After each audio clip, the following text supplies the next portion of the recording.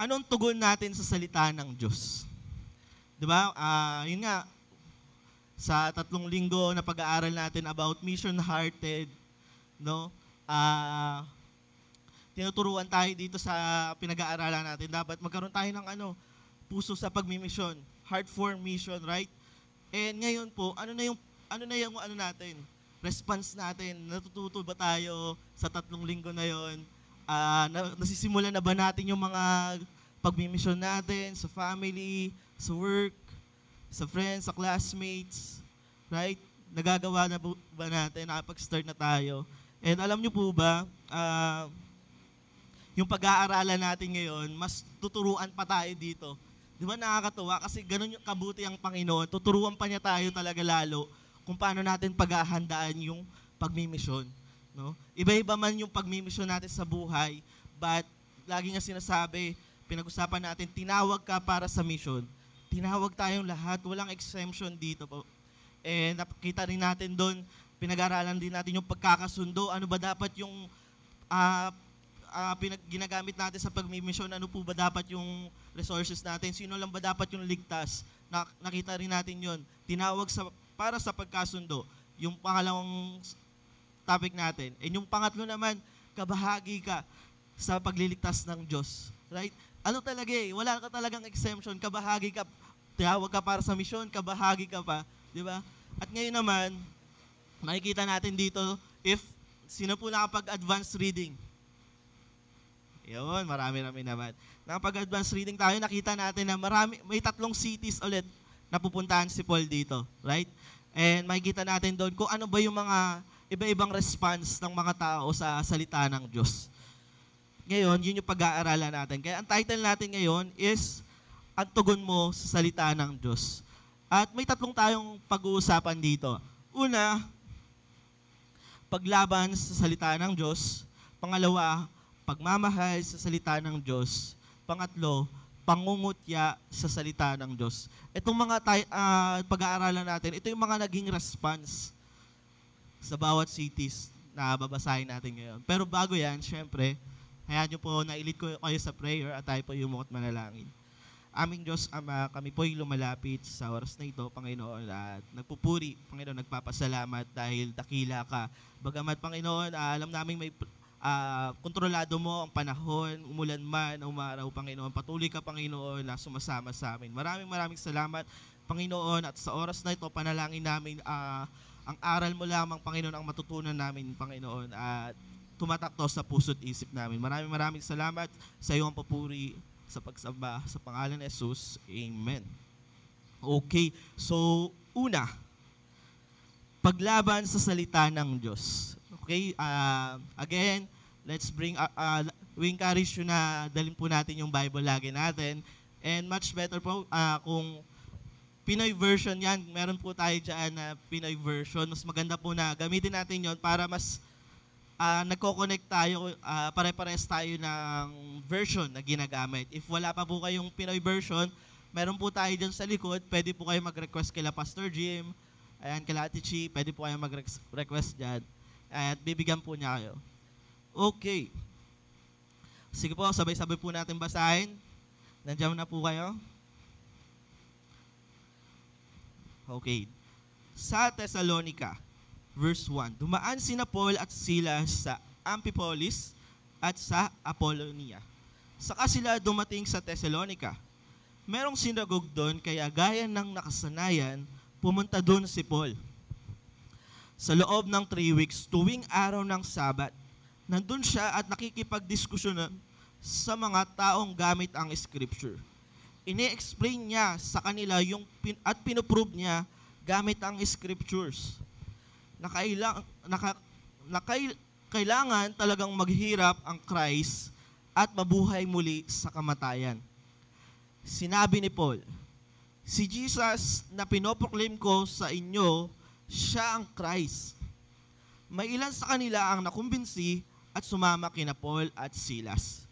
Nakumbinsi pati mga kilalang babae, maraming Greeks na sumamba sa Diyos. Pero nainggit ang ibang Jews. Kaya ginather nila ang mga tambay at gumawa sila ng gulo sa buong city. Sinugod nila ang bahay ni Jason para hanapin si Paul at Silas at dalhin ang mga ito sa harapan ng mga tao. Pero nung di nila mahanap ang dalawa, kinaladkad nila si Jason at ang iba pang mga disciple para iharap sa mga officers ng city at sumigaw sila. Nanggugulo ang mga taong to sa kung saan-saan at ngayon, nandito na sila sa city natin at pinag-stay sila ni Jason sa bahay niya. Nilalabag nila ang lahat ng mga utos ng emperor at sinabi nilang may ibang hari na si Jesus daw ang pangalan. Nagkagulo ang mga tao at ang mga officers ng city nung narinig nila ito. Una natin napansin dito, isa-isahin po natin siya. So makikita natin dito, napansin natin, ano yung una nilang dinaanan? Pwede po pa tingin po nung maps. Ayan. Okay. Malinaw po naman, no? Malinaw naman. Turo ko lang po ulit, ha? Ayan. So, ang una po nilang pinuntahan ay Amphipolis, di ba? Galing sa Philippi, dumaan daw sila. Dinaanan nila yung Amphipolis, ito po, at yung Apollonia. Pero, napansin natin, no, dinaanan lang, hindi sila nagtagal doon. Right? Sa tingin nyo po, bakit kaya? So, same strategy na kagawian kasi ni Paul, tuwing nagmi-mission siya, kapag yung isang city po, napuntahan na niya, in-expect niya or ginagawa niya, pag may sa city na yun, di ba yung Philippi na pag-usapan natin, wala pang synagogue doon, wala pang church talaga, di ba?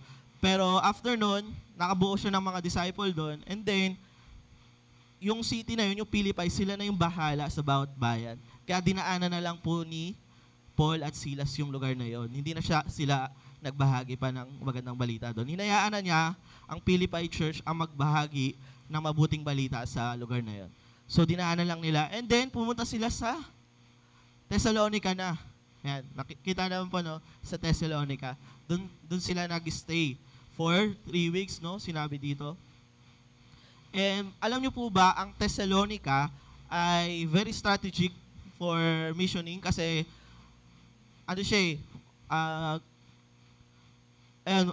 maraming business, center of business ang Thessalonica, free city sila, at meron silang own elected official, meron silang government doon, may mga official sila, may mga officer, at ayun, kaya nilang mabuhay mag-isa.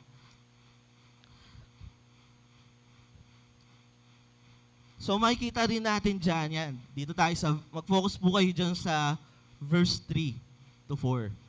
Ano po yung nakikita niyong word dyan, no? Parang sinabi nga dyan na, ini-explain, pinoprove, pinoproclaim, right? Nabasa po ba natin? Pinoproclaim niya, kinukumbinsi talaga niya, at pinandidiinan niya yung pagbabahagi ng about resurrection ni Jesus. Right? Napansin niyo po? Sa tingin niyo po, gaano ba kahalaga talaga tong resurrection na to? Bakit ito yung pinandidiinan ni Paul? Makikita natin, alam niyo po, sabi ni Dr. John Stott, sabi dyan, meron po ata ako dyan, no? Ayan, sige, basahin ko na lang po sa inyo. Sabi niya, ang Kristyanismo, ang pinakabuod nito ay isang relihiyong na muling pagkabuhay. Ang kahalagahan ng muling pagkabuhay, ang pinakapuso nito. Kung aalisin mo ito, ang Kristyanismo ay patungo sa pagwasak. Okay? So, sinasabi talaga dito na pag walang resurrection, hindi nangyari yung resurrection, walang kwenta yung Christianity. Kung napansin natin yung una, yung sa pag-uusap ng mga disciples sa Jerusalem, yung unang problema nila, yung about sa sino ba yung ligtas. Pero ito mas matindi to, kung wala talaga yung resurrection, mas walang sense talaga yung pagbabahagi ng mission nila, yung pagbimission ni Paul talaga.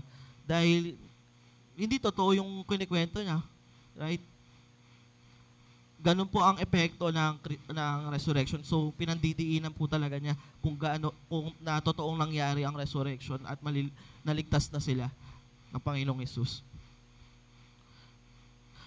Nakita rin natin dito Sino po ulit yung nainggit? Laging may naiinggit, no?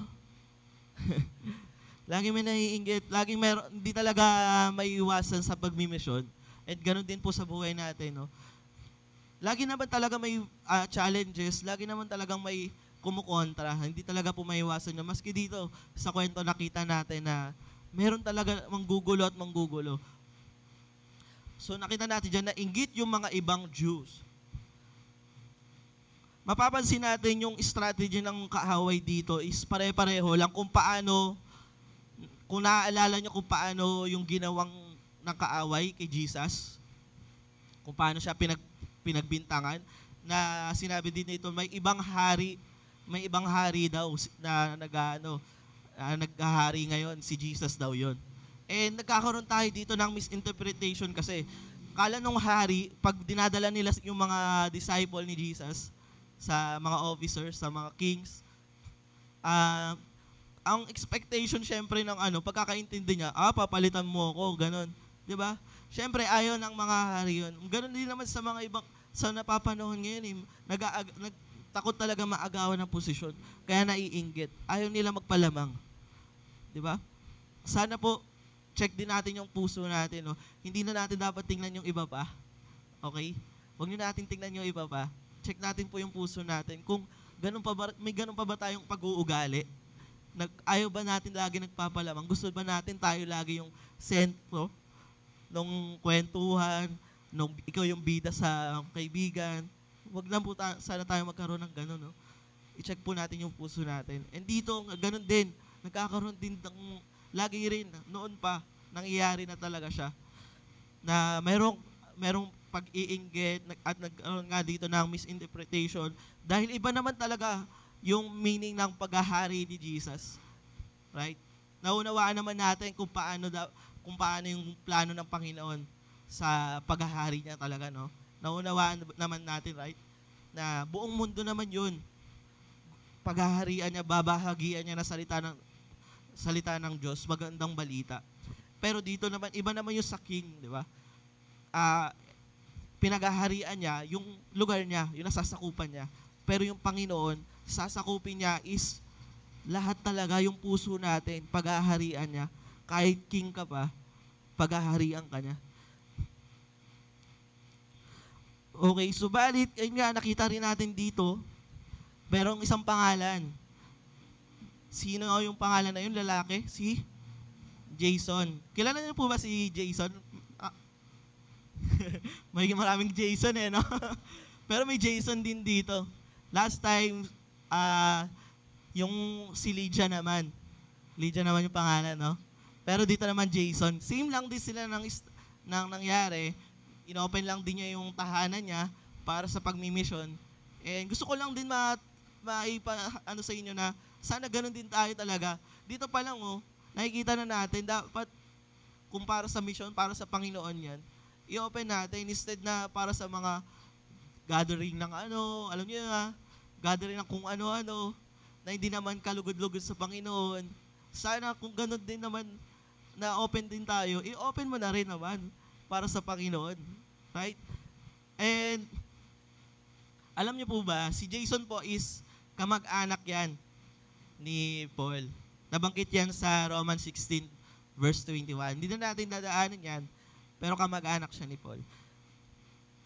Ayan. Nakita rin natin dito, kahit na may pangyayari, kahit nagbanta yung mga Jew na salakayin ulit sila, pero nakita natin nagpatuloy pa rin. Marami pa rin nakakakilala. Sino-sino yung mga nakakilala? Tumanggap sa Panginoon? Mga babae. Karamihan, mga babae at mga Greek nagpatuloy sa Panginoon. At nakita natin dito, kahit anong paglalaban ng mga tumitigil sa pagmimisyon sa Panginoon, kahit anong laban nila, nagpapatuloy pa rin talaga ang salita ng Diyos. Kaya paglaban sa salita ng Diyos. Pangalawa, pagmamahal sa salita ng Diyos. Okay. Tingnan na po ulit tayo sa Bible natin, no? Huwag po tayong Antioch pa. Ayan, sige po, verse 10, sa Berea. Nung gabing yun, pinapunta ng mga disciple, sina Paul at Silas sa Berea. Pagdating nila doon, pumunta sila sa synagogue. Mas bukas ang isip ng mga tao sa Berea kaysa sa mga Thessalonica. Gustong-gusto nilang makinig ng mensahe araw-araw nilang tinitignan sa scripture kung totoo ba ang mga sinasabi ni Paul. Marami sa kanila ang naniwala, kasama yung mga babaeng Greek na kilala sa lipunan at ang mga Greek na lalaki. Pero nung nabalitaan ng mga Jews sa Thessalonica na nag-preach din si Paul ng salita ng Diyos sa Berea, pumunta sila doon at sinulsulan nila ang mga tao na gumawa ng gulo. Pinaalis agad ng mga disciples si Paul at pinapunta sa tabing dagat, pero nag-stay pa rin sina Silas at Timothy sa Berea. Sinamahan si Paul ng mga nagatid sa kanya hanggang sa Athens, saka sila bumalik sa Berea. At sinabi ang bilin ni Paul kina Silas at Timothy na dapat sumunod sila sa kanya as soon as possible, ASAP. No? Ayan, isayin ulit natin. Anong bayan ulit po? Sige pa, patingin po ulit ng maps. Anong bayan naman po yung pinuntahan nila? Berea, yan, Berea. At ano napansin natin dito? Mas open talaga yung Bereans. And after ng Thessalonica, okay? After ng Thessalonica, Berea na po sila. And so on. Madadaanan po natin yan. Ngayon, sa Berea sila, napansin din po natin dito na mas open talaga yung Bereans, no? And ano po yung ginagawa nila? Hindi lang sila may ginagawa pa sila After nila makinig kay Paul, ano po yung ginagawa nila? Araw-araw. Hindi lang binabasa po Araw-araw po. Gusto kong ano yun sa isip nyo, araw-araw. Sana ganun din po tayo. Araw-araw po talaga. Hindi lang po tayo, alam nyo yun, hindi lang po tayo makikinig dito, naniniwala agad tayo. Sana po, kino-confirm din natin. No? Amen po ba? Kino-confirm din natin sa pagbabasa ng Bible. Araw-araw po nating basahin yung Bible. Kasi, yun nga, sinasabi nga, lagi nga tinatitle, di ba? Daily bread sa spiritual natin. Makakabigay talaga ng pampagana sa atin yun araw-araw once nagbabasa tayo ng Bible. Hindi lang po tayo dapat mag-rely every Sunday, pagod tayo, no? Pagod tayo, nanghihina tayo, kailangan ko ng church, kailangan ko ng lakas. Hindi po ganon. Araw-araw po dapat tayong kumukuha ng lakas sa Panginoon. Amen po ba? Amen. Ayan. Pero napansin din natin dito, ano po yun? Kahit na matino naman yung Bereans, okay naman sila, nagbabasa sila araw-araw, pero may nangyari pa rin po, no? Di ba? Pagka binasa natin, may nangyari pa rin po, no? Sino kaya yun? Kung okay naman yung mga Bereans, nakikinig naman sila. Natutuwa nga si Paul sa kanila, pero may nangyari pa rin. Nabalitaan pa rin ng Jew. Di ba? Sumunod pa rin talaga doon. Gusto pa rin talaga sila siraan. Hinabol pa sila sa Berea. Sino kaya yung mga yun, no? Kahit, ano nyo po, napansin ko natin dito na meron talagang nagmi-mission sa Diyos. Meron din talagang missionary ang kalaban, ang Satan. Right? May mga spy talaga. And even now, hanggang ngayon napapanahon po yan, may mga tao po talaga na nagpapanggap na sumusunod sa Panginoon. Alam niyo po, mas nakakatakot po na yung mga taong nagpapanggap kaysa sa naninira. Totoo po. Yung kukuhanin niya yung loob mo hanggang sa maniwala ka sa kanya, pero at the end, hindi mo napapansin na nasisira na yung buhay niyo. Nababago na yung pananaw mo sa buhay. Kaysa po yung sinisiraan ka na talaga. Wala pa yun, mahina pa po yun. Pero yung taong pakikisamahan ka, makipagplastikan po sa inyo. Yun po yung mas masakit, right? Pag pinaplastic po, di ba? Di ba pag alam niyo po, yung normal na away, madaling makamove on doon pag nakipag-ano ka talaga, nakipag-discussion ka. Pero pag yung sobrang lapit ka na dun sa tao. Nakaka-relate po kayo. Pag sobrang lapit mo dun, best friend mo talaga yung taong yun, tapos biglang hindi pala siya totoo sa'yo. Ang sakit, di ba? Ayun po, nakita natin dito, maski ngayon sa pagbabahagi ng salita ng Panginoon, may mga ganun talagang tao, sasaktan kanila deep in your heart. And sana po, mapansin natin yung mga bagay na to at mag-ingat po tayo. Huwag natin tingnan yung mga iba, tandaan nyo, huwag lagi natin titingnan yung iba po. Check natin yung puso lagi natin. Huwag na tayo tumingin sa iba. Si ano yun nga, dapat nandito siya. Hindi po. Tingnan po natin yung puso natin kung gano'n ba tayo sa pagmimisyon sa Panginoon. Nakakasakit na ba tayo sa kapwa natin? Totoo ba tayo sa paglilingkod sa Panginoon? Ginagawa ba natin ang tama? Seryoso ba tayo? Amen po. And sabi nga dyan, tingnan po natin yung 1 Corinthians chapter 11, 13 verse 15. Sabi dyan, actually, kunyaring apostles lang ang mga yun. Nagsisinungaling sila tungkol sa trabaho nila. At nagpapanggap silang mga totoong apostle sila ni Christ. Sa bagay, si Satan nga mismo nagpanggap na anghel ng liwanag. Di na nakakagulat kung magpapanggap din yung mga lingkod niya na kunwari ay nagsuserve sila para sa tama at matuwid. At sa huli, aanihin nila kung ano yung mga ginawa nila. Okay? Nabasa rin natin dito, mismo dito po sa Bible, meron po talaga na mga taong gano'n na nagpapanggap na disciple ng Panginoon, sumusunod sa Panginoon. At bandang huli, pag nagagawa nila yung mga bagay na yun, aanihin nila. Pero, nakita rin natin dito, kahit ganon, na may pagbabanta ulit sa Berea, sa lugar ng Berea, nahuli ulit sila, na, ano yung term na yun, na nakita, ay, napuntahan ulit ng mga Jew, at gusto pa ulit silang sugurin doon. Pero, hindi pumayag yung mga Bereans. Ang ginawa nila, ng mga disciple niya, ni Paul, alis nila, pinapunta nila sa tabing dagat at hinatid papuntang Athens. So, ganun din sana tayo sa pagmamahal sa salita ng Diyos. Handa tayong tumulong sa pagmimisyon. Magkaroon tayo ng pagmamahal sa salita ng Diyos. Pangatlo, pangungutya sa salita ng Diyos. Okay, sige po, basahin po ulit natin. Ayan, tingin po tayo ulit sa Bible. Verse 16, sa Athens, habang iniintay ni Paul sina Silas at Timothy sa Athens, sobra siyang nabagabag kasi napansin niyang puno ng mga Diyos-Diyosan ang city. Kaya nakipagdiskusyon siya sa mga Jews at sa mga Gentiles na sumasamba sa Diyos na nandun sa synagogue. Araw-araw din niya yun ginagawa sa mga tao na nasa plaza. Nakipag-debate rin sa kanya ang ilang mga teachers ng Epicurean at Stoic. Nagtanong yung ilan sa kanila, ano bang sinasabi ng marunong na to? Nagmamarunong na to?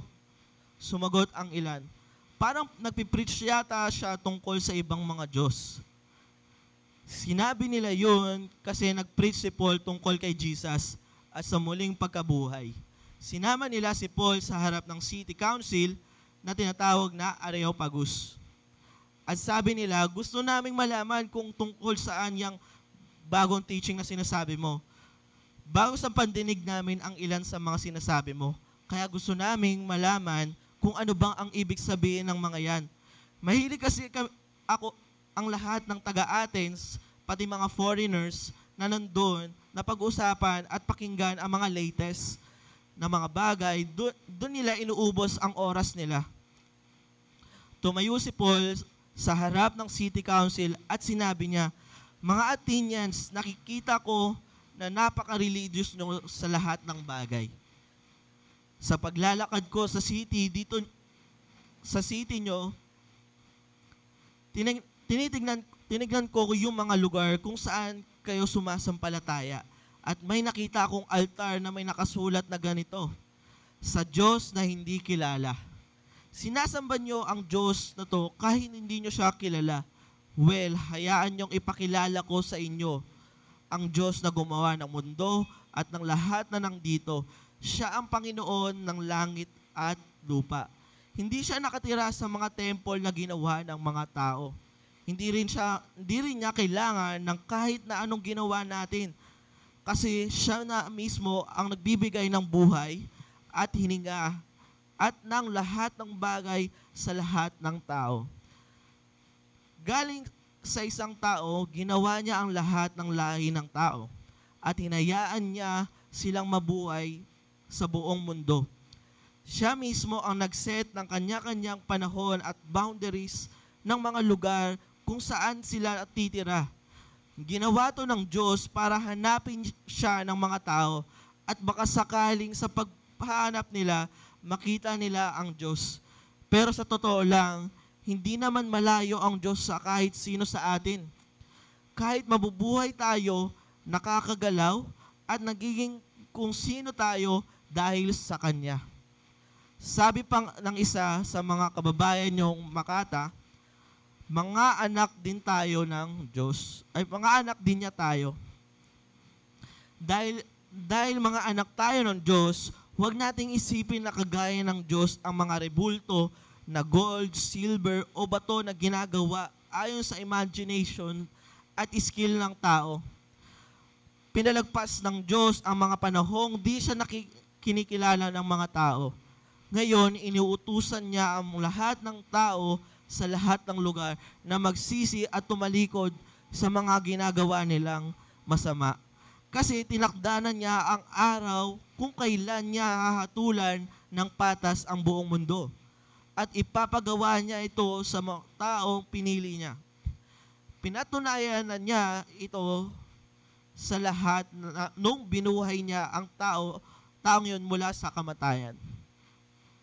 Pinagtawanan siya ng iba, pero may ilan namang nagsabi, gusto naming marinig ulit na magsalita tungkol sa bagay na ito. At umalis si Paul sa meeting. May mga sumama sa kanya at naniwala. Kasama doon si Dionysius na member ng City Council at isang babae na ang pangalan ay Damaris at ilan pang mga tao. Okay. Saan po ulit siya pumunta? Haba, no? Saan po ulit siya pumunta? Sa Athens. And sa Athens po, ito po ay magandang lugar. Isa sa mga magagandang lugar sa Europe, right? May mga, as in maganda siyang pasyalan talaga eh. I-check natin siya sa Google, check natin yung mga picture. Maganda pong lugar siya. At yung mga structure nila, yung mga pillars, ang gaganda po. Pero si Paul, hindi po siya pumunta doon para mamasyal, tama? Hindi po siya pumunta doon para magpasyal. Pumunta po siya doon para magbalita ng salita ng Diyos, mabuting balita.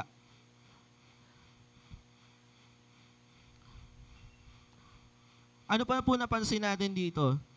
Pag meron ditong mga, ang tawag sa kanila, Epicurean at Stoic.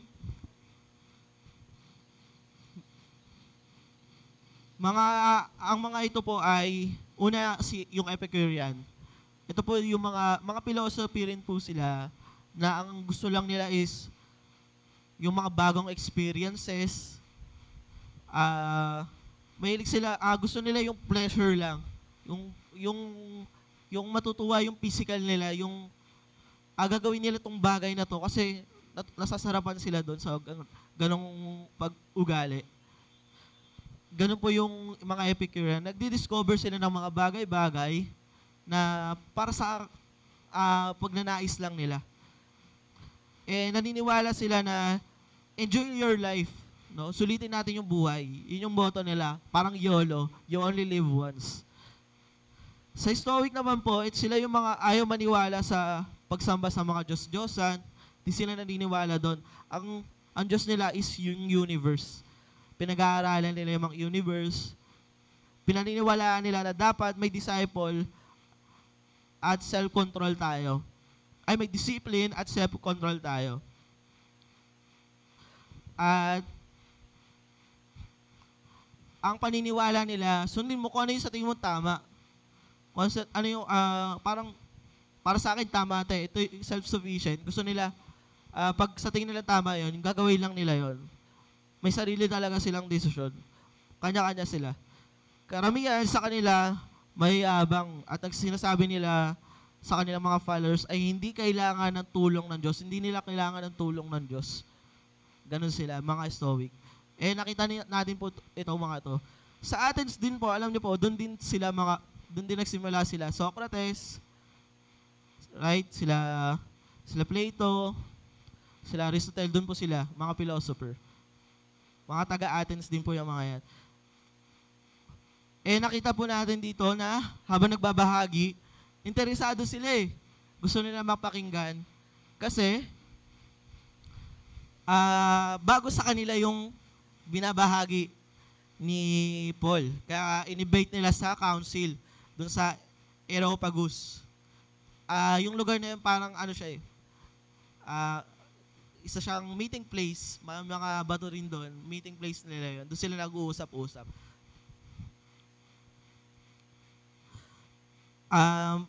Doon nila dinala si Paul. Okay? Mapansin natin dito na dahil nga bago sa kanila yon, gusto nila malaman. Tama? Dahil, ayun nga, sinabi nga sa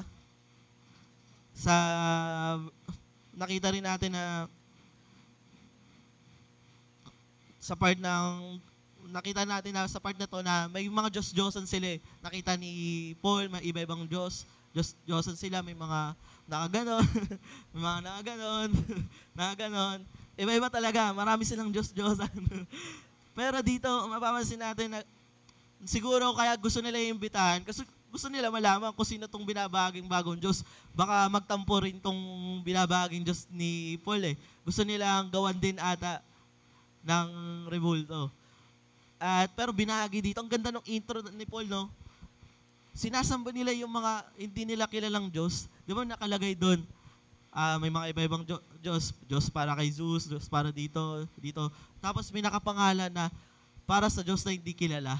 So nakita natin dito, takot na takot sila. Baka may magtampo na Diyos baka hindi nila masamba. Parang ang mindset siguro nila dito na sambahin na lang natin lahat yan ng Diyos na yan para ligtas tayo. Ganon sila ka-strategic. Ganon katalino yung mga tao na nandito sa atin. And gusto nila makilala tong Diyos na sinasamba. Nakapakaganda ng intro ni Paul, sinabi niya,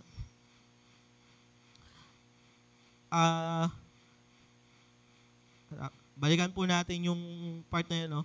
Ang ganda ng intro niya eh.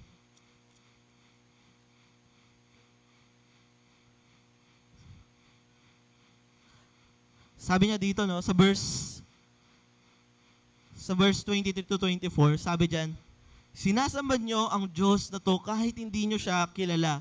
Well, hayaan niyong ipakilala ko siya sa inyo. Ang ganda ng intro niya, well, hayaan ko ipakilala ko siya sa inyo. Ang Diyos na gumawa ng mundo at lahat na nandito, siya ang Panginoon ng langit at lupa. Tapos, di ba?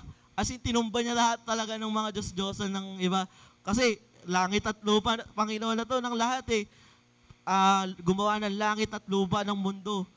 Kahit yung ginawa ng mga taong Diyos-Diyosan, wala nang talagang panama dito. Ito lang talaga, pinapakita dito sa intro niya na ito lang dapat talaga yung sambahin nyo. Okay?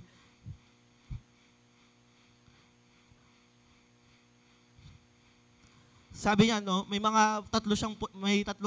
apat na points tayo dito makikita. Una, yung sabi niya, siya ang manlilika. So, meron kasi dito, yung sa mga atin, or sa atin din, no, ang mga tao, may tatlo yung mga katanungan. Saan ako nagmula? Bakit ako naririto? Saan ako nakapatungo? Pero alam niyo po ba, Kristiyano lang ang makakasagot niyan. Sa Bible lang din talaga ang sagot diyan. Pero ang mga scientists, kahit ang mga scientists, subukan nilang pag-aralan yung universe, yung mga ano-anong bagay para humanap ng sagot kung ano ba yung purpose nila dito sa mundo, bakit sila nandito, wala silang maisagot. Right? Hindi pa rin nila masagot. Even the philosophers, hindi rin nila masagot yung bagay na to. Pero tatlong tanong na to, kaya isang sagutin ng mga Kristiyano. kayang sagutin to ng Bible. Nakita natin dito na sinasabi ni Paul na isa ang naglikha sa atin at walang iba kundi ang Panginoong Hesus. And isa pa points nakita natin dito, siya ang nagbibigay ng pagpapala. Ipinagmamayabang ng mga tao kung paano nila pagsilbihan ng kanilang mga Diyos-Diyosan, no? Nagbibigay sila ng pagkain sa mga Diyos-Diyosan nila. Pinagmamayabang nila yon na nagbibigay sila nagsisilbi sila sa Diyosan nila, nag-offering sila. Pero alam niyo naman po, di ba, na hindi kailangan ng Panginoon ng kahit ano na galing sa atin. Hindi kailangan ng Panginoon yan. Ang Panginoon lang ang nagbibigay ng pagpapala sa atin. Hindi na kailangan ng Panginoon magbigay tayo sa Kanya ng pagpapala. Parang ganun lang dating, no? Pag nabibigay tayo ng offering sa Kanya ng mga pagkain sa rebulto natin. O diyan nga, may biko, may humba, may... hindi po kailangan ng Panginoon yan. Nakita natin dito na binasura talaga ni Paul lahat ng mga paniniwala nila eh. 2 verses lang. Tanggal talaga yung lahat ng Diyos-Diyosan nila. Kasi ang Diyos na pinabahagi talaga niya, Diyos na gumawa ng mundo at hindi gawa ng tao. Pangatlo, sabi din dyan, no, siya ang tagapamahala. Ang kanilang mga ginawang Diyos-Diyosan ay walang magagawa sa kanilang mga buhay. Walang magagawa yung mga ginagawa nilang Diyos. Ano yun, iniisip nila, di-display kita para pagpalain ako, ganun. Wala pong magagawa yung kahit anong pong paglagay nyo sa mga bahay-bahay nyo yan, kahit sa ang lugar. Wala pong magagawa. Ang gawa-gawa lang ng mga tao na Diyos-Diyos. Wala pong magagawa sa buhay natin yan. Pinakita po yan sa verse 26 to 29, no? Sinabi dyan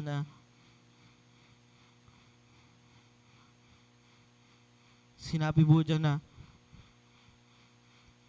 galing sa isang taong ginawa niya ang lahat ng lahi ng tao at hinayaan niya silang mabuhay sa buong mundo. Siya mismo ang nagsiset ng boundaries. Ang Panginoon lang mismo ang kayang gumawa ng mga ganung bagay. And sa pang-apat po, nakita rin natin dyan na siya ang tagapamahala. Pangatlo, siya ang tagapagligtas. Ang Diyos lang ang tagapagligtas sa buhay natin. Wala na iba pong Diyos. Yaman at biyaya ng Diyos lamang ang kailangan natin. And dahil sa muling pagkabuhay ng Panginoon, naligtas po tayo. Wala na pong iba. Hindi na po natin kailangan ng iba pang mga Diyos-Diyosan. Hindi na po natin kailangan yun. Ang resurrection po, pinagmulan po ng kaligtasan natin is yung resurrection po. Lagi po natin tandaan yan. Yung resurrection, yung muling pagkabuhay ng Panginoon.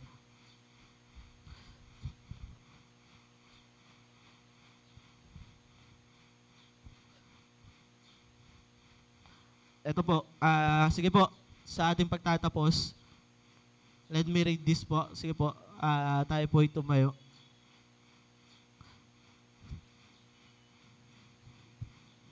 Okay. Hayaan niyo pong basahin ko sa inyo tong verse na to, no? 1 Corinthians 1 verse 26. Ngayon, isipin niyo mga kapatid, kung ano kayo noon nung tinawag kayo ng Diyos. Kung standard ng mga tao ay ang basehan, ilan ba sa inyo ang matatalino at makapangyarihan at mataas ang pwesto sa lipunan? Konti lang, di ba? Ngayon, ano po yung tugon natin after natin makita itong mga response ng bawat cities na to? Ano po yung magiging tugon natin? Ngayon po, again, tinatawag kayo ng Panginoon para sa isang mission. And gamitin po natin itong mga aral na ito para masimulan yung pagtugon natin sa Panginoon.